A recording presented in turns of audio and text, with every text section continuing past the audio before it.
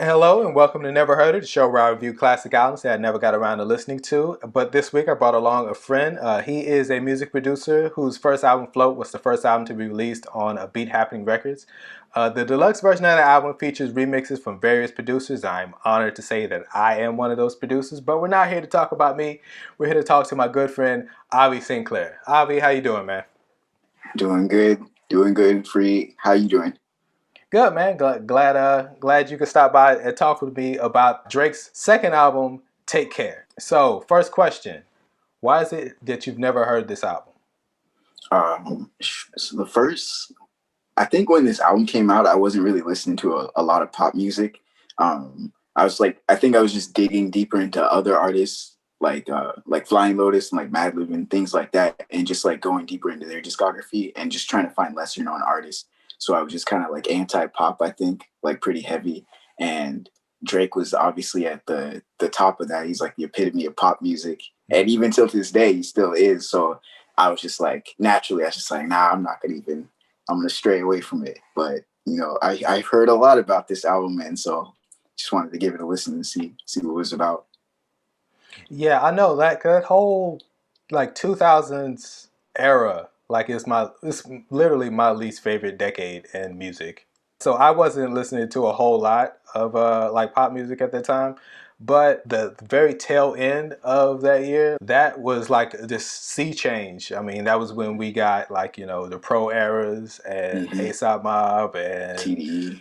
TDE, yeah, and Odd Future. When Drake hit, like I was a fan from like day one, like 2009 when So Far Gone mixtape dropped. Like I was in from then on. Mm. Even though I wasn't listening to a lot of pop music, for some reason this one, like Drake spoke to me for some reason.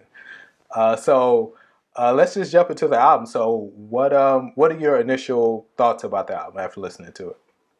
Um, it was a cool listen. Like my initial thought is like I love the production on it like a lot. That's one thing, and I've always heard like he's got like a good ear for beats or like good production, and I could hear it like all of the beats were really good. That was like my favorite part of listening to this whole thing. To be honest, I also thought it was cool how it was like a lot of albums can come out as an album, but it seems almost like a mixture of different things, like a compilation or anything, something like that. But this actually, to me, it was surprising because it seemed like an actual like cohesive album. Even Mm-hmm. it's pretty long, and but it seemed like all of the songs kind of flowed into one another. There was a main theme kind of going on.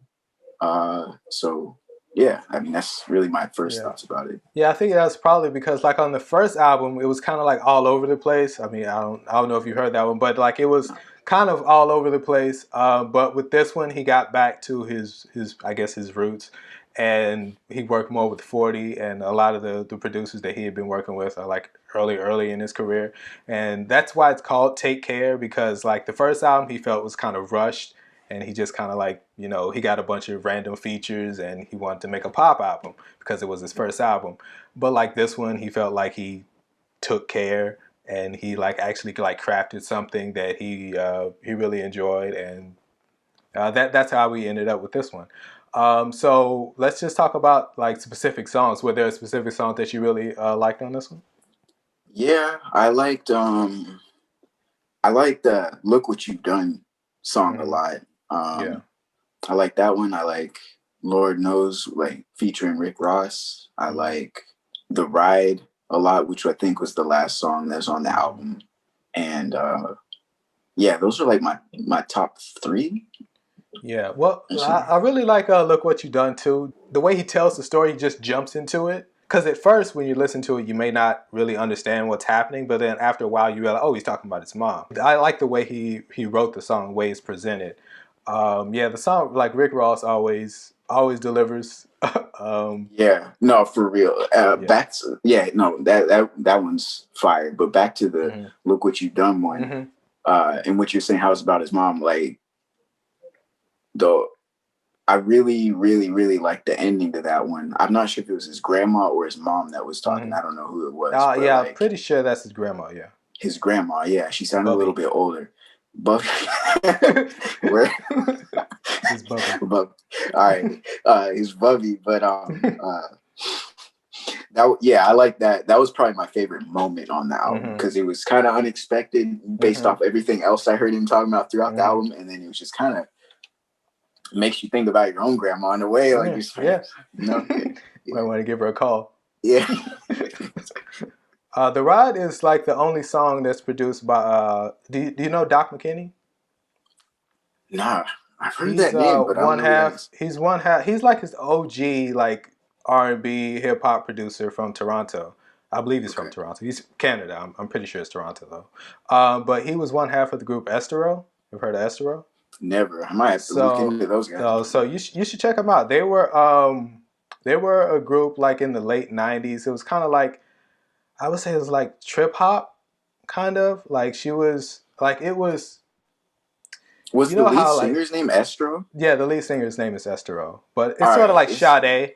Just how word. Sade Okay, is the lead singer, yeah, but the name of the band is also Sade. So it's kind of yeah. like Estero, and now she's a solo act, but like he produced a lot of the Weeknd's like trilogy. Word. Okay, I'll have to check because I haven't Mm-hmm. checked out the Weeknd's music much either, so Mm-hmm. I might have to get into that. But yeah, that song was dope. Like Mm-hmm. it feels like you're in the clouds or something. I Mm-hmm. really like that song a lot. Were there any songs that you didn't like on this one?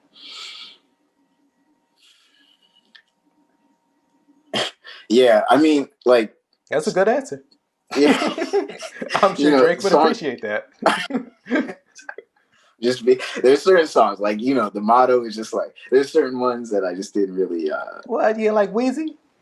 Isn't that the one with I don't know, man. yeah, No, he is no, on that one, I yeah. think. Or maybe it's headlines. I don't know. They both sound the same to me. But like I don't know. I didn't keep track of the ones that I didn't like, but I know there were a few Mm-hmm. that I didn't like. And I think the reason to me was because they didn't sound so similar and it didn't seem like anything new was being like brought to my attention or anything. It was just like, all right, we got another anthem. But on that goes to speak for Drake because he had like a lot of hits on here too. Mm-hmm. I So mean, this is an almost an hour and a half worth of music. yeah, man. So to say that there wasn't a lot that you didn't like is pretty amazing. Um, Yeah, I yeah. think I like truthfully, I think it's about half and half because I looked Mm-hmm. through the ones that I, pressed the heart on or whatever, and it's probably like 7 or 8 maybe Mm-hmm. songs. And I forgot how many were actually on the album Mm-hmm. itself, but yeah. Yeah, yeah. I was thinking like when you were initially, said you wanted to do this album, like I was kind of worried because like if you don't like this album, this is an hour and a half worth of Drake. So if you're like 15 minutes in and you're like, you got a long way to go before you get to the Yeah. end. That's true, man. It was definitely like a listen. It's a long album for sure, Mm. but Was it? Did it meet expectation? Like, was it better than you thought it'd be? hmm. Or what was your initial like before you even heard it? Like, what did you feel like? Were you like, this is gonna be? I was just like, man, I don't know. I didn't think I was gonna feel it. Like I was Mm, like, man, I don't know how I'm gonna actually feel about this album when I listen to it. And usually when I go into any album, like it's usually something I'm interested in. Like already I'm like, oh, I know I'm gonna like this, or this is an artist I really like. mm, Let's see how they did on this album or whatever. But for this one, it's like I don't follow Drake at all. Like I'm not mm, familiar with his music at all. So I just kind of like I had to get rid of like the 2012, 2011 like mindset that I had on it and just be like, mm, all right, let me try to come in here fresh and just like listen to it from like a blank slate and see how it goes. I forgot all the singles, and all that from that year. So I just went in mm, kind of with a clear mind and tried to mm. listen through it. That's So cool. I think it about met my it was Mm-hmm. about what I thought it would be. Okay. Yeah. All right. That's cool. So one thing I thought was interesting about this album was that like there's a lot of features, but there's two specifically that I think are really interesting. One of them is The Weeknd, who writes who writes a bunch of songs, but he like pops up every now and then. But this is like before The Weeknd was The Weeknd. Like this is before the trilogy, a year before the trilogy, and now The Weeknd is like the biggest biggest thing. He didn't get a Grammy nomination in 2020, but other than that, I mean, he's one of the biggest stars on the planet, and Drake put him on this album before he was really that big. And the other one is Kendrick Lamar, who gets his own song. Yeah. I don't know what that's about. That was kind of that was like, it was cool, but it was also just like, dang, why? I wonder what, like. I'd like to hear the story behind how that came to be. That'd be cool. Yeah, and it kind of sucks like now because they're kind of like, I don't know if you say they're like full-fledged beefing, but they're not. They have some issues. So it's kind of sad to like go back and listen to it, like, oh man, they were cool at one time, and now and the Weeknd, he and the Weeknd fell out for a little while, but they're cool now again. But so that's kind of a happy ending. I guess. So would you do you understand why this album is a classic? Yeah, I think I do understand why it's a classic. Again, trying to think back to like that 2011 like time period, or 2012 or whatever. I think that he recognized the sound that was starting to brew up, and he kind of like capitalized that, and he just did his thing, and he brought it to a wider audience. And ever since then, like there's so much music that sounds like the music I heard on this album that I'm sure people got influences from. And obviously there were countless like classic songs on here that people I would think, consider classics. They're pretty big songs, So I understand why this album is considered a classic album for sure. Do you think you would go back to this album? Not really. I don't think, like, me personally, nah. There's like I said, there's a couple that I liked, but I don't think I would really go back and listen to this album like all the way through again or anything like that if there wasn't a mission that had to be accomplished. Yeah. And wrapping up, is there anything that you want to promote? Anything you want to talk about? Anything new coming out? Miss L dropped a project in 2020 called Culture. I was a part of that, produced a couple songs on there. My homie A Luxury released a project in June of 2020 called Recollections. I had a song on there, or 2 songs featured on there. Where can people check out your music or find you? Like, my Instagram is just Auvie Sinclair, at Auvie Sinclair. I have like links to like SoundCloud and stuff. You can just Google it and like it'll pop up. I don't have a lot. Like it's just SoundCloud, and then I have an album an EP called Float that came out on a Beat Happening a while ago. So if you type that in, you can find it. It's pretty dope. I was hyped on that one. I think I did a good job. So check that out. We got remixes from my man Free Tillman out there. It's a dope one. Very good remix. Yeah. We got New Injuries. We got A Luxury. It's fire. Cool. Yeah. Have you guys heard Take Care? Are you still listening to this day? I'm going to keep reviewing albums until I run out. Until then, we are 2 guys on the internet that don't know everything. Peace.